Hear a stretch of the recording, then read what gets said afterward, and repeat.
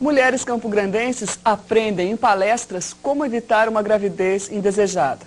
A orientação faz parte de um programa do governo de incentivo ao planejamento familiar. Planejamento familiar, nós convidamos para a entrevista de estúdio hoje aqui no Jornal da TVE o ginecologista José Eduardo Silveira dos Santos e o chefe da divisão de apoio terapêutico do Centro de Especialidades Médicas da Prefeitura, Serginaldo José dos Santos. Boa noite, doutor Eduardo. Boa noite. Boa noite, Serginaldo. Boa noite. Serginaldo, nós vimos aí que as mulheres que procuram na orientação de vocês têm muitas dúvidas, né? Mas você tem percebido, vocês têm sentido um aumento assim de pessoas que estão se interessando pela questão do planejamento familiar? Hoje em dia é crescente o número de mulheres que estão procurando ela própria dominar o conhecimento do corpo, principalmente para a sua fertilidade e para a sua infertilidade. Antigamente as mulheres não dominavam esse campo e às vezes só o médico que participava do tratamento. Hoje em dia, no Centro de Especialidades, nós fazemos com que ela planeje a sua família, tá? Onde ela tem uma participação ativa através do conhecimento de todos os métodos e onde ela vai escolher o que ela deseja. Doutor, e a questão do homem? O homem também tem a sua responsabilidade na questão da gestação ou não, né?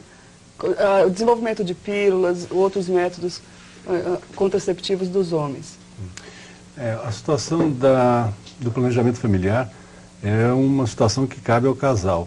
E a mulher está ainda desfavorecida, à luz da ciência atual, a mulher está desfavorecida ainda, porque a maioria dos métodos cabe a ela resolver. Para o homem resta o uso do condom, que é a camisinha, e num coito interrompido, que é precário como método contraceptivo.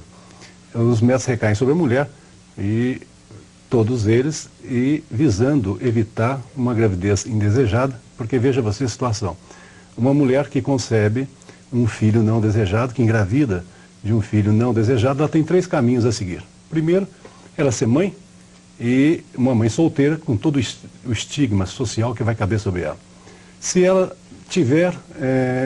não quiser um filho, abortar, ela vai ter todas as consequências de um aborto e tudo que já que é tema polêmico e que não é liberado no Brasil, a não ser o estupro e risco materno. E se ela fizer um casamento forçado, também vai sofrer todas as consequências de um casamento desajustado, com consequências sociais imprevisíveis. Então a situação realmente é grave e parabenizo o município com esse programa de dotar os postos de saúde com toda a capacidade de orientação para a população para o planejamento familiar, que esse é o caminho realmente.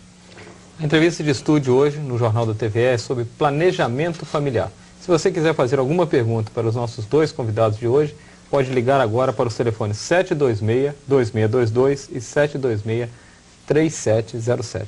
Serginaldo, nós vimos aí na reportagem que as mulheres têm muitas dúvidas, principalmente com relação aos anticonceptivos, né?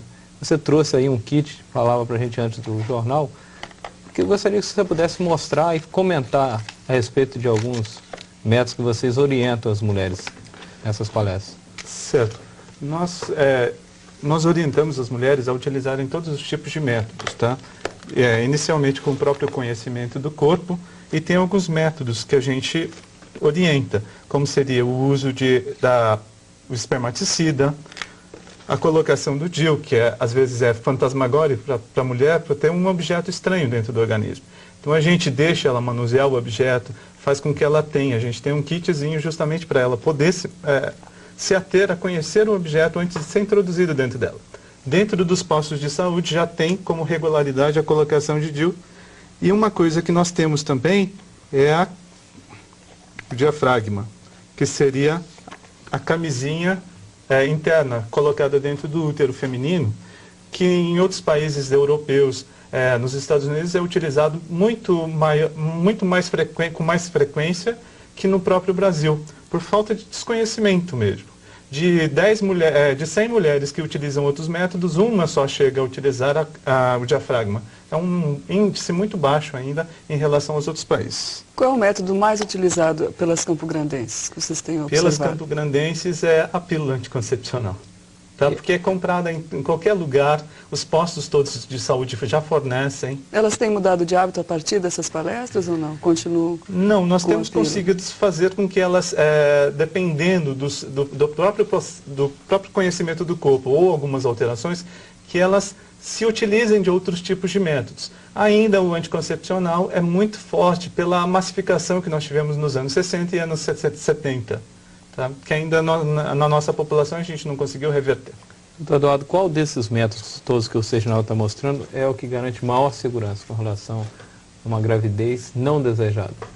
Sim, em relação à gravidez não desejada, os que lideram são a pílula anticoncepcional e, seguida, discretamente atrás, o DIU, ou DIU, que seria o dispositivo intrauterino, né?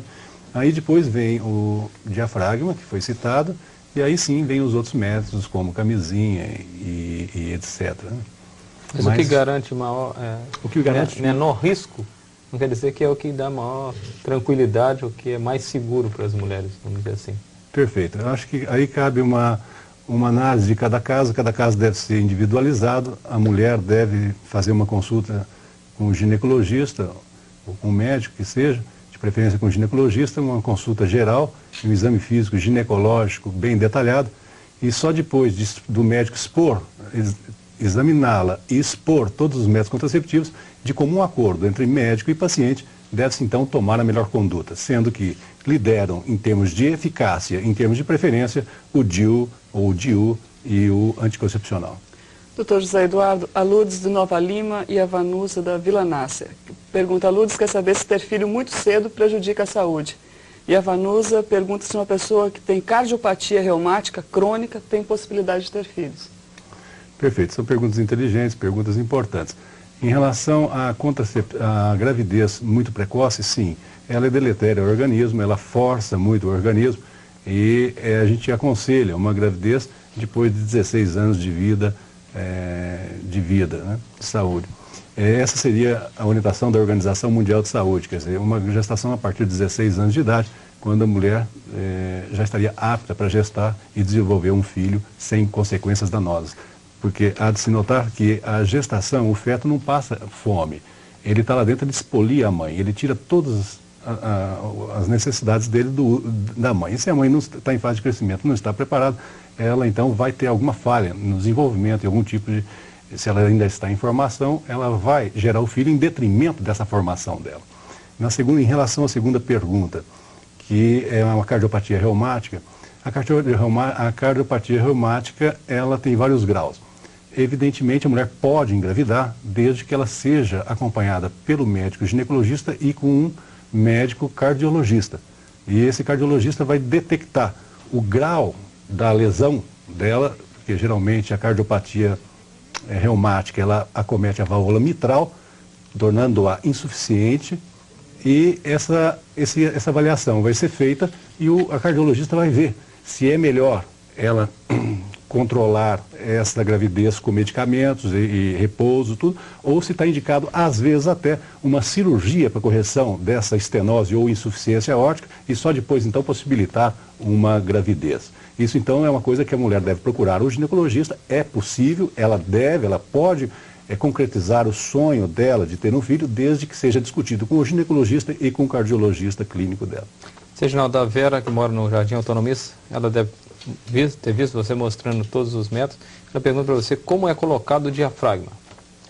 O diafragma ele é colocado após uma consulta ginecológica, depois de ter todo determinado se seria o método mais indicado no caso dela, e o ginecologista coloca numa sala especial e depois ele faz no nosso caso, ele faz uma comprovação através de ultrassonografia se está adequado ou não o posicionamento dele.